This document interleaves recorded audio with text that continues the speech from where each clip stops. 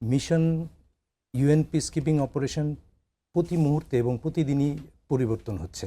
আপনি জেনে থাকবেন যে আমি কিছুক্ষণ আগে যেটা বললাম 6 জন বাংলাদেশি শান্তিরক্ষী যে মারা গিয়েছিলেন, তারা কিন্তু মারা গেছেন তাদের ইয়েতে ড্রোন অ্যাটাকের মাধ্যমে। তার মানে হলো গিয়ে প্রতিনিয়ত এই সংকটময় পরিস্থিতিতে ভূ রাজনীতির প্রেক্ষাপটে ইউএন পিস কিপিং অপারেশনের গতি পরিবর্তন হচ্ছে।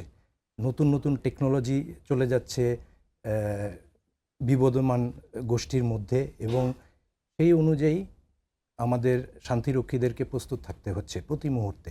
আমাদেরকে তাদের সঙ্গে অথবা পরিবর্তনশীল পৃথিবীতে যেই টেকনোলজিগুলো আসছে, তাদের হাতে মিসাইল চলে গিয়েছে, তারা সাইবার অ্যাটাক করতে পারে।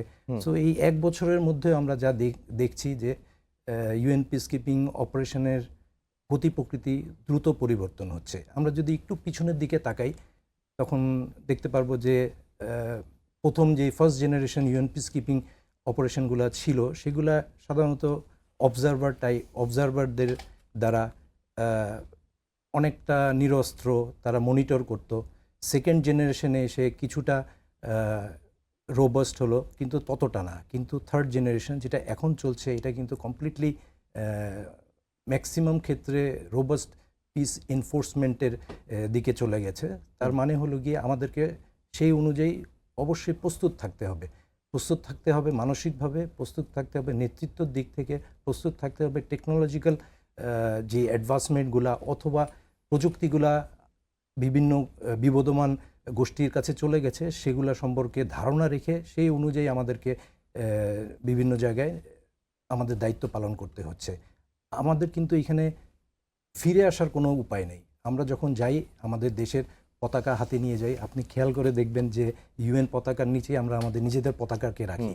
তো আমরা যখন পেট্রোলিংয়ে থাকি অথবা কোনো নেগোসিয়েশনে থাকি অথবা কোনো বিবদমান গ্রুপের সঙ্গে আমাদের নেগোসিয়েশন চলছে, অথবা আমরা কোনো একটা বিবদমান পরিস্থিতিকে শান্ত করতে চাচ্ছি, সেখানে আমাদেরকে পুরোপুরি প্রস্তুত থাকতে হয়। এটা অনেকটা এখন হয়ে গেছে যুদ্ধ পরিস্থিতির মতো। এটা কিন্তু ফার্স্ট জেনারেশন পিস কিপিংয়ের সঙ্গে ব্যাপক পার্থক্য রয়েছে। আমি দেখেছিলাম যে সাউথ সুদানের রাজধানী থেকে মালাকাল পর্যন্ত যেতে নৌপথে প্রায় 12 দিনের মতো সময় লাগতো, এবং আমাদেরকে বলা হচ্ছিল যে এই 12 দিনের মতো নৌপথে যেতে বিভিন্ন জায়গায় প্রায় 39টি সশস্ত্র গোষ্ঠীর সঙ্গে দেখা হতে পারে বা হয়েও যায়।